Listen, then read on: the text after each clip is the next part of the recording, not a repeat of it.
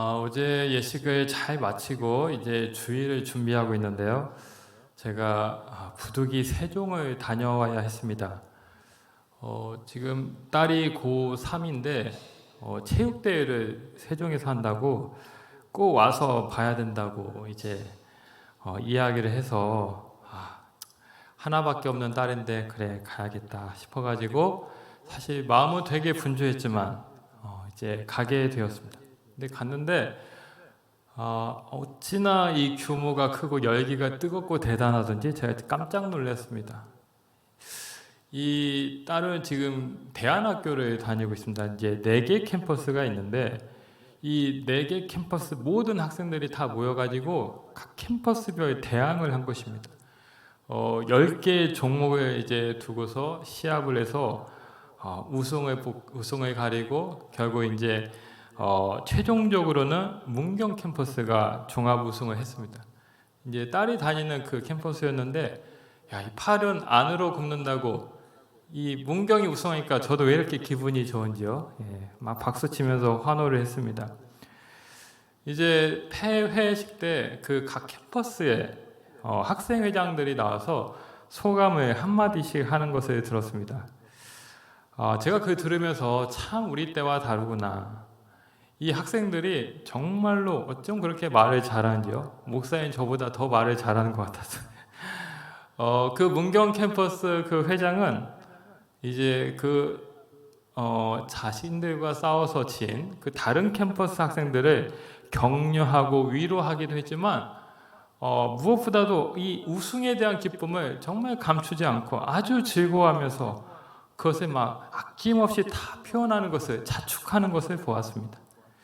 또 이 상대팀 음성이나 이런 캠퍼스에서는 역시 축하를 해주기는 했지만 또 우리가 아쉽게 지고 우승하지 못한 것에 대한 그 안타까움을 또 역시나 숨기지 않고 다 있는 그대로 표현하는 것을 보았습니다. 그래서 이 젊은 세대가 참 자기 표현을 잘하는구나.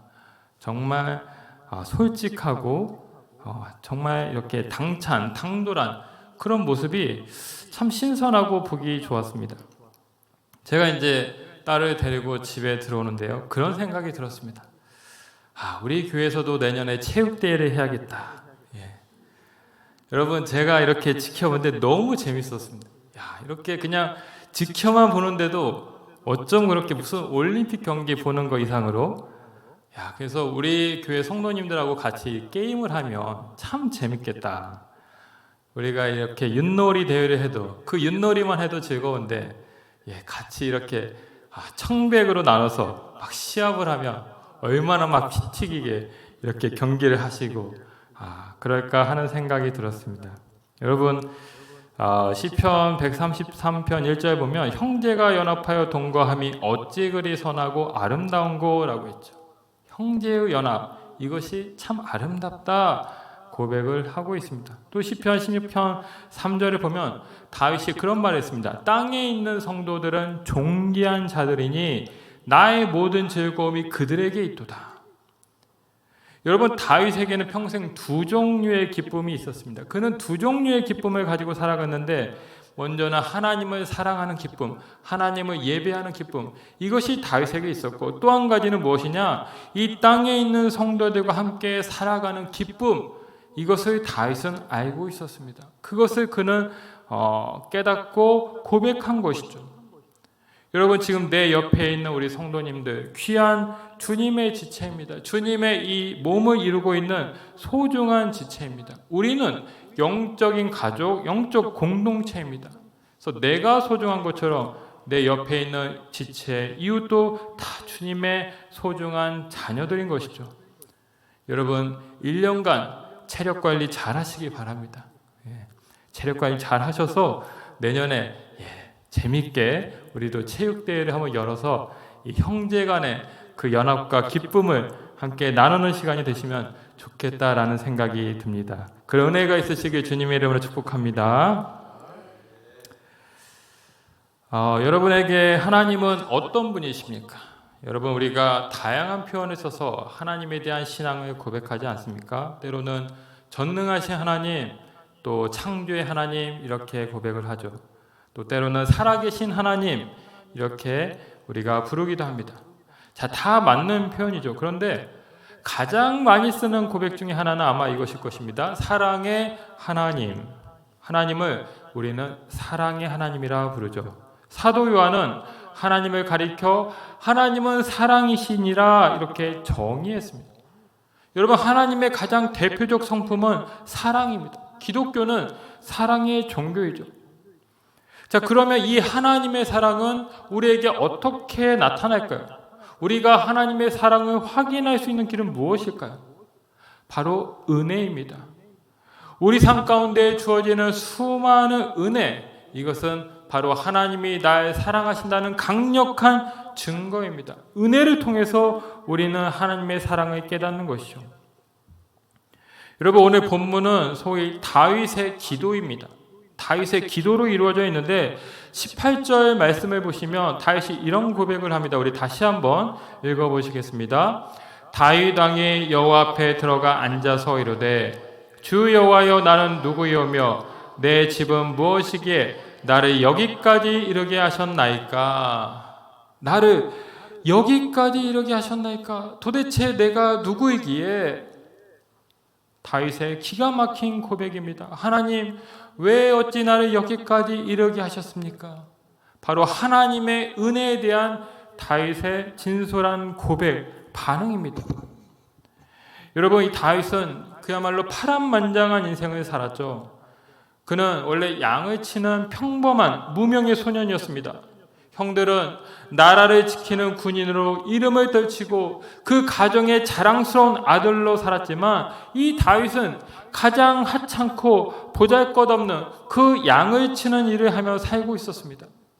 사무엘이 기름을 붓기 위해 이새의 집으로 갔을 때 이새의 아버지가 그의 자녀 형들은 다 사무엘에게 소개해줬지만 이 다윗은 소개할 생각을 하지 못했습니다.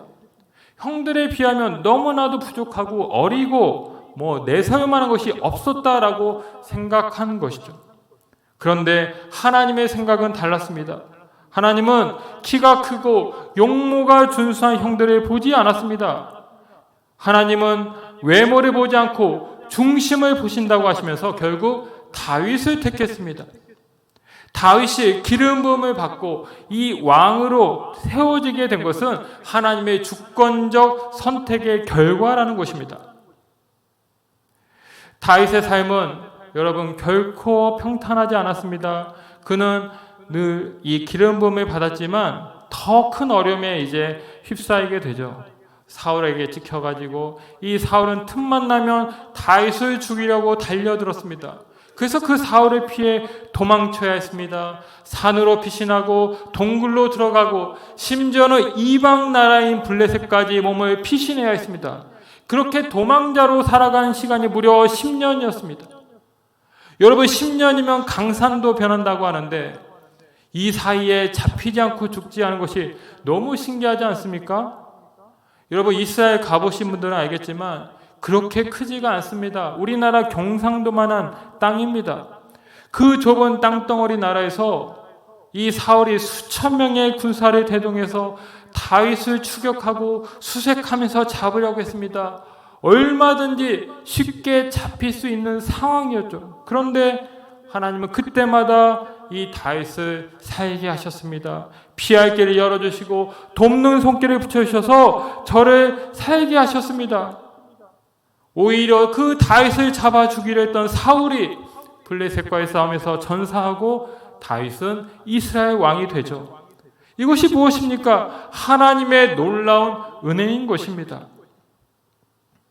자신의 정적 사울이 죽고 왕이 되었습니다. 참 감사한 일이죠. 그런데 다윗의 삶이 정말 그 이후로 이제 변화되어서 태평성대를 누리게 되었느냐? 그것도 아닙니다.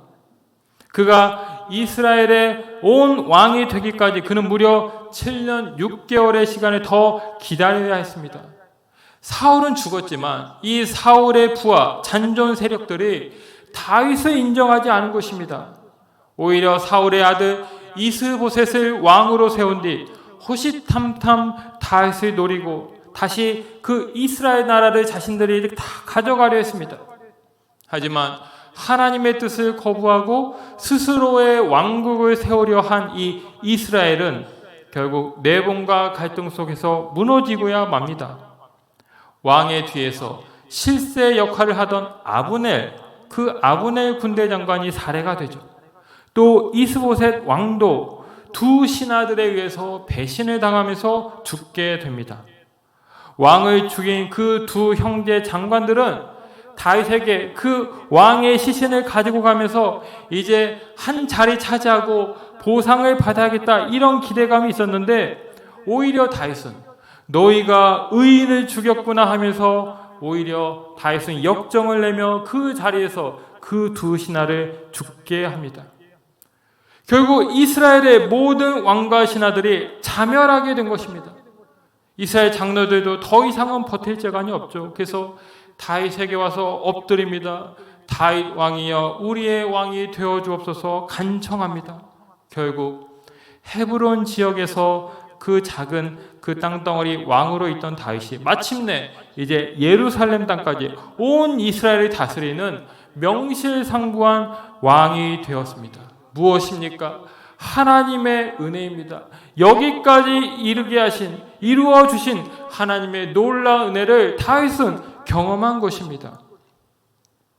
여러분, 오늘 우리의 삶은 어떻습니까?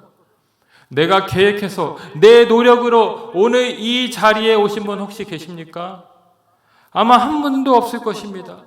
우리 삶에도 다윗 못지않게 수많은 역경이 있었습니다. 갑자기 수많은 암초를 만나 주저앉기도 했습니다. 풍랑과 비바람에 떠밀려 헤매이던 시간들도 얼마나 많았습니까? 그러나 그 모든 시련에도 불구하고 하나님은 나와 함께 하셨습니다.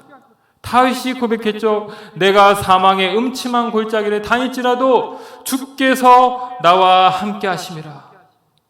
다윗은 언제나 함께 하시는 그 하나님을 잊지 않았습니다. 하나님은 우리를 떠나거나 버리지 않는다라는 것이죠. 하나님의 함께 하심으로 오늘 우리가 이 자리에 있는 것입니다. 지금 내 자리, 내 모습, 내 이 형편은 다 주님이 나를 여기까지 인도하시고 돌보시고 사랑하신 결과라는 것입니다. 우리가 이것을 기억해야 되는 것입니다. 오늘 다윗의 이 기도 전체 내용을 보면 다윗이 수시로 강조하는 표현이 있습니다. 바로 주의 종, 주의 종이란 말이 나옵니다. 19절 말씀 보면 종의 집에 있을 먼 장래일도 말씀하셨나이다 이야기하고 있죠. 20절에 보시면 주의 종을 아시오니 다시 무슨 말씀을 하오리까? 21절 주의 종에게 알게 하셨나이다. 다윗은 거의 매 구절마다 자기를 주의 종이라고 여기면서 기도하고 있습니다. 무엇입니까? 겸손이죠. 다윗은 지금 자신의 삶을 돌아보면서 깨닫습니다. 아, 이것은 결코 사람으로서 할 수 없는 일이구나. 하나님이 하신 일이구나. 하나님께서 전적으로 내 삶 가운데 역사하셨구나. 이것을 다윗은 깨달았습니다. 그래서 그는 나를 종이라고 고백하면서 한없이 낮추고 있습니다. 하나님을 여호와 하나님, 만군의 여호와 이스라엘 하나님 이렇게 높이고 있죠. 22절 보면 그는 이렇게 또 고백합니다. 주 여호와여 주는 위대하시니 우리의 귀로 들은 대로 주와 같은 이가 없고 주 외에는 신이 없음이니이다. 주님만이 참된 신이십니다. 주님이 진정한 신이십니다. 철저하게 나는 낮추고 주님을 높이고 있습니다. 은혜 받은 자로서 은혜 앞에 엎드리고 철저하게 낮아지는 아름다운 겸손인 것입니다. 여러분, 지금 여러분들 삶 가운데 어떤 하나님의 흔적이 보이십니까? 하나님의 분명한 인도하심이 우리 가운데 새겨져 있습니다. 우리는 그 은혜를 발견할 수 있어야 됩니다. 하나님이 여기까지 나를 인도하셨음을 깨닫는 자가 하나님의 자녀이고 그 은혜를 우리가 발견할 때 하나님은 그 은혜를 우리 가운데 더 풍성하게 부어주시는 줄로 믿으시기 바랍니다. 자, 은혜는 사랑의 증거라고 했습니다. 우리는 은혜의 산 증인입니다. 우리 각자가 다 다윗입니다. 우리 삶은 은혜의 역사라 해도 과언이 아닙니다. 우리는 하나님의 사랑받는 자이죠. 자, 그럼 이 하나님의 사랑은 또 무엇을 통해 우리에게 나타날까요? 사랑은 어떤 통로를 통해 우리에게 다가옵니까? 바로 말씀입니다. 말씀. 여러분 21절 말씀을 보시면 우리 같이 한번 읽겠습니다. 21절 주의 말씀으로 말미암아 주의 뜻대로 이 모든 큰 일을 행하사 주의 종에게 알게 하셨나이다. 아멘. 주의 말씀으로 말미암아 하나님이 주시는 말씀을 통하여서 다윗은 주님의 사랑을 깨닫게 되었음을 말하고 있는 것입니다. 여러분 다윗의 생애에서 이 중요한 역할을 했던 선지자가 한 명 있습니다. 바로 나단 선지자이죠. 이 오늘 말씀 앞장을 보면 소위 다윗 언약이라는 말씀이 나옵니다. 하나님께서 다윗의 씨를 세워서 하나님의 나라를 견고하게 하고 그의 왕위를 영원토록 지키시겠다라고 축복하신 말씀이 나와 있습니다. 자, 이 말씀을 하나님은 나단 선지자를 통해서 주셨다라는 것이죠. 이 말씀은 성취가 됩니다. 다윗의 아들 솔로몬이 왕이 되면서 1차적으로 성취가 되고 또 다윗의 후손을 통해 예수 그리스도가 오시면서 이 말씀이 궁극적으로 성취가 되죠. 예수님이 이 땅에 하나님의 나라를 세우시면서 그 하나님의 말씀이 이루어지게 됩니다. 자, 하나님은 나단 선지자를 통해서 이 놀라운 축복의 말씀을 주셨습니다. 말씀을 통해서 하나님의 사랑을 알게 하신 것이죠. 자, 나단 선지자는 또 다른 측면에서 하나님의 사랑을 전한 자입니다. 여러분 다윗이 그 밧세바와 간음해서 범죄합니다. 다윗은 그 사실을 아무도 모른다고 생각하고 이제 아무렇지도 않게 생활하고 있었죠. 그런데 어느 날 나단 선지자가 나타나서 그 다윗의 죄를 들추어냅니다. 지적하죠. 저의 죄를 준엄하게 책망하자 이 다윗이 그 자리에서 꼬꾸라집니다. 회개하죠. 그리고 눈물로 쓴 시가 바로 시편 51편인데 이 51편 4절에서 다윗이 이런 고백을 합니다. 같이 한번 읽겠습니다. 내가 주께만 범죄하여 주의 목전에 악을 행하였사오니 주께서 말씀하실 때 의로우시다 하고 주께서 심판하실 때 순전하시다 하리이다. 주님의 말씀은 의로우십니다. 주님의 심판은 정당합니다. 라고 지금 다윗은 고백하고 있습니다. 다윗은 이 나단 선지자를 통한 하나님의 말씀을 듣고 비로소 자신의 죄를 본 것이죠. 내가 하나님께 범죄했구나 그것을 깨닫습니다. 말씀을 통해 그는 회개하고 돌이키게 된 것입니다. 말씀을 통해 또 다른 의미의 사랑을 그는 경험한 것입니다. 여러분 하나님은 지금도 말씀을 통해 우리에게 축복하시고 또 경고하시고 있음을 믿으십니까? 하나님은 지금도 말씀하시는 분이십니다. 말씀으로 우리를 축복하시고 또 우리가 잘못된 길로 걸어갈 때 우리에게 말씀을 주셔서 돌이키게 하십니다. 이 말씀도 사랑의 말씀이라는 것이죠. 우리는 어떤 말씀이 됐든지 그 말씀을 아멘으로 받고 순종해야 됩니다. 여러분 이 사무엘하 7장 14절에 보면 앞서 그 하나님이 다윗과 언약을 맺었다라고 이야기했는데 이런 말씀도 하십니다. 나는 그에게 아버지가 되고 그는 내게 아들이 되리니 그가 만일 죄를 범하면 내가 사람의 매와 인생의 채찍으로 징계하려니와. 여러분 요새 체벌 같은 거 쉽게 하지 못하죠. 학교에서 체벌하면요 당장 고소가 들어갑니다. 우리 학부모님들 무섭습니다. 막 변호사 선임해서 제가 들어보니까 정말 학교가 아주 살벌하더라고요. 그냥 학생한테 뭐 말 한마디 가지고 꼬투리 잡아가지고 요즘은 그냥 막 선생님을 고소하고 막 학교를 막 교육청에다 고발하고 그런 세상입니다. 정말 그래서 선생님들의 자존감이 막 땅바닥에 떨어진다고 하죠. 정말 쉽지 않은 것 같습니다. 자, 체벌이 어렵죠. 세상이 달라졌습니다.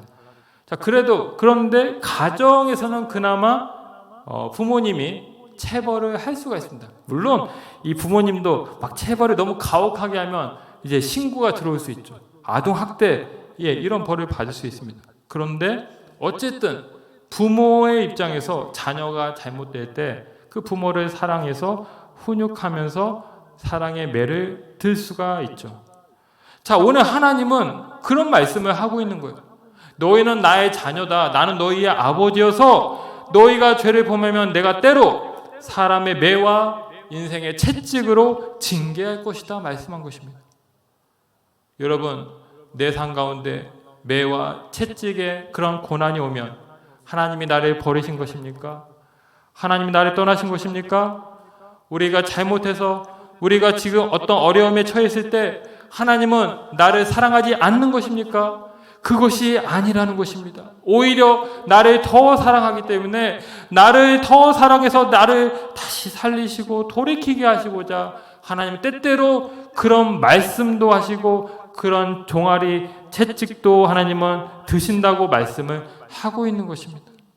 그래서 여러분, 우리는 이 하나님의 말씀을 하나도 버리지 않고 다 믿음으로 받아야 됩니다. 모든 성경은 하나님의 감동으로 교훈과 책망과 바르게 함과 의로 교육하기에 유익하니 이는 하나님의 사랑으로 온전하게 하며 모든 선한 일을 행할 능력을 갖추게 하려 함이라 했습니다. 사랑은 말씀을 통해 옵니다. 말씀 안에 있을 때 우리가 비로소 하나님의 사랑을 깨닫게 됩니다. 그러니 우리는 날마다 말씀을 들어야 합니다. 아는 만큼 보인다고 하죠. 말씀을 가까이 해야 우리는 그 말씀 속에서 오늘 나를 향한 하나님의 뜻을 발견할 수가 있는 것입니다. 여러분, 말씀을 통해서 하나님의 사랑, 은혜, 축복을 풍성히 받아 누리시기를 주님의 이름으로 축복합니다. 여러분, 요새 참 해가 빨리 뜹니다. 새벽 예배를 드리러 나가면 이미 동이 터가지고 하늘이 막 밝아오는 것을 보게 됩니다. 우리 농사 짓는 분들, 우리 성도님들 가운데도 많이 계시죠. 참 부지런하십니다. 이른 새벽부터 들에 나가서 풀을 매죠. 또 약을 뿌립니다. 씨를 뿌리고 물을 주고 그렇게 부지런히 수고하기 때문에 결국 결실의 기쁨을 누리게 되죠. 이 가을의 열매는 땅의 보상입니다. 그냥 주어지는 것이 아니죠. 수확은 씨를 뿌린 자만이 누릴 수 있는 축복입니다.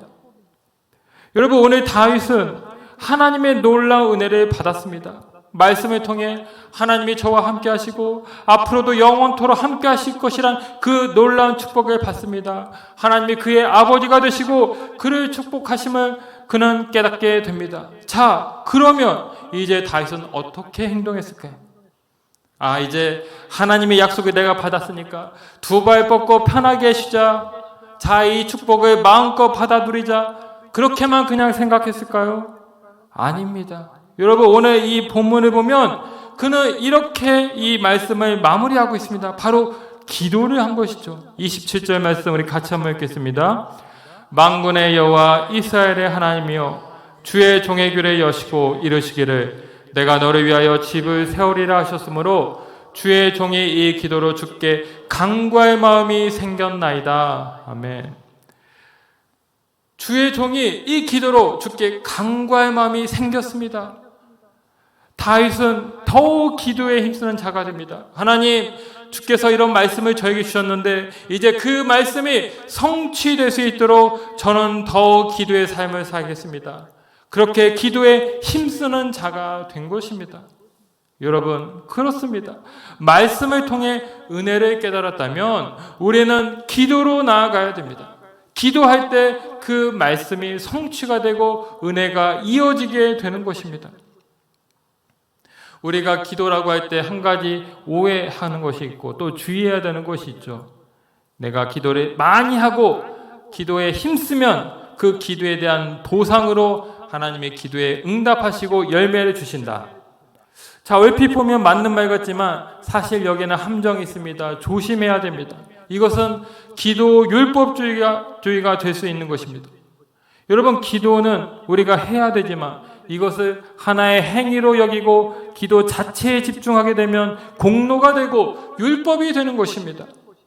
우리가 기도를 이런 식으로 접근해서는 안 됩니다. 내가 천의기도 쌓고 금식기도 하고 기도를 더 힘들게 강력하게 하면 할수록 하나님은 더 큰 축복을 주실 것이다. 이것은 바로 이방 사람들이 했던 그런 기복적인 생각이죠. 여러분, 그럼 우리는 어떻게 기도를 하는 것입니까? 왜 기도를 하는 것입니까? 우리는 기도를 통해서 하나님을 만나고 기도를 통해 하나님을 찾고 하나님께 부르짖기 때문에 이 기도가 우리에게 필요한 것입니다. 이 기도가 우리를 살리는 호흡이 되는 것이죠. 기도는 응답의 목적이 있는 것이 아닙니다. 하나님과의 관계가 목적입니다. 기도할 때 우리는 하나님을 만나고 하나님을 의지하게 됩니다. 하나님은 이것을 원하시는 것입니다. 너는 내게 부르짖으라. 내가 알지 못하는 크고 비밀한 일을 내게 보이리라.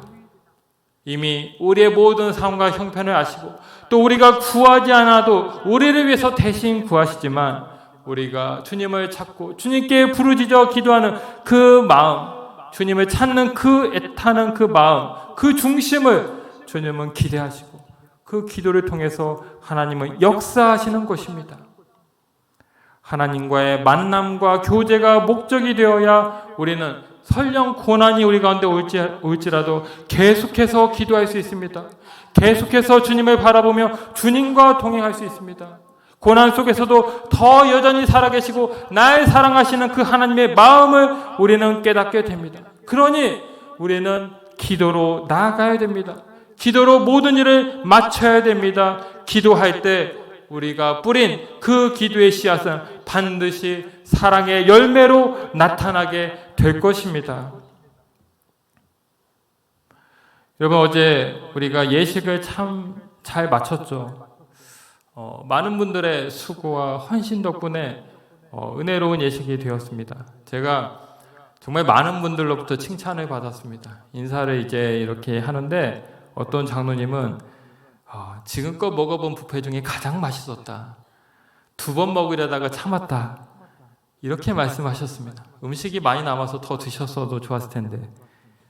또 한 목사님은 교회 분위기가 너무 좋습니다. 이렇게 칭찬해 주셨어요. 또 한 목사님은 노예를 우리 교회에서 열어도 좋을 것 같아. 이런 말씀을 하셨습니다. 자, 근데 가장 기억에 남는 피드백이 있었습니다.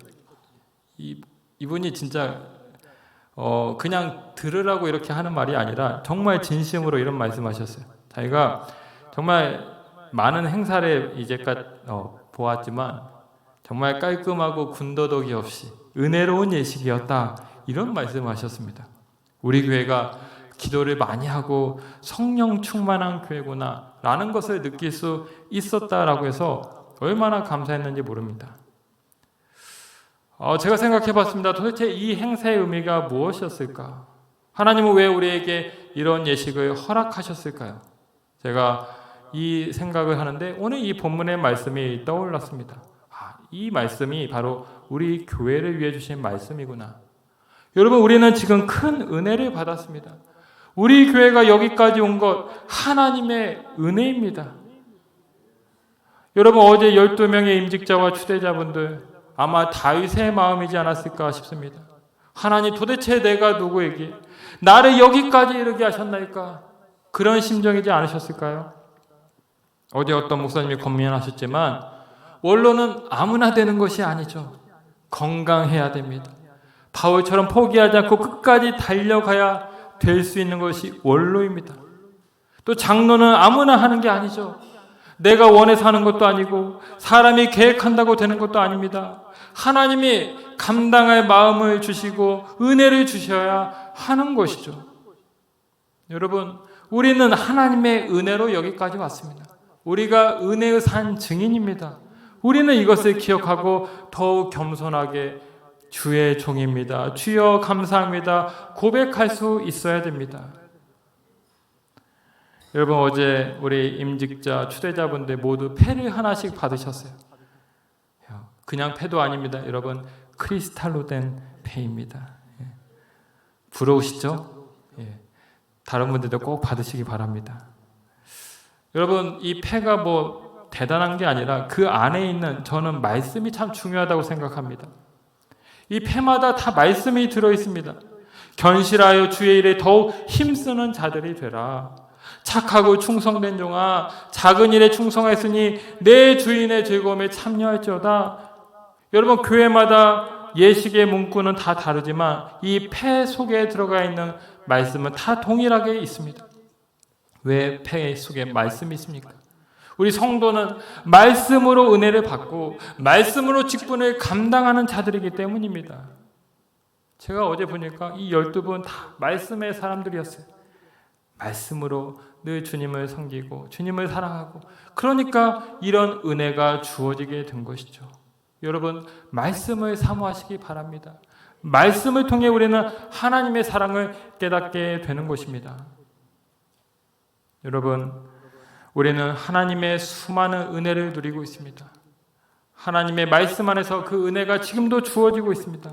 우리가 이제 어떻게 해야 되겠습니까? 오늘 다윗처럼 주님께 더 간절하게 기도해야 됩니다. 간구해야 됩니다. 주여 종의 집에 복을 주옵소서. 우리 가정을 위해서 여러분들 기도하셔야 돼요. 어제 자녀분들이 다 오셔서 이렇게 축하해 주는 모습이 참 보기 좋았습니다. 여러분, 우리 자녀들이 주여 하나님 안에 거하게 하시고 저들이 하나님의 귀한 자녀 또 믿음의 가정 세울 수 있도록 주님 축복하옵소서 기도해야 되지 않겠습니까?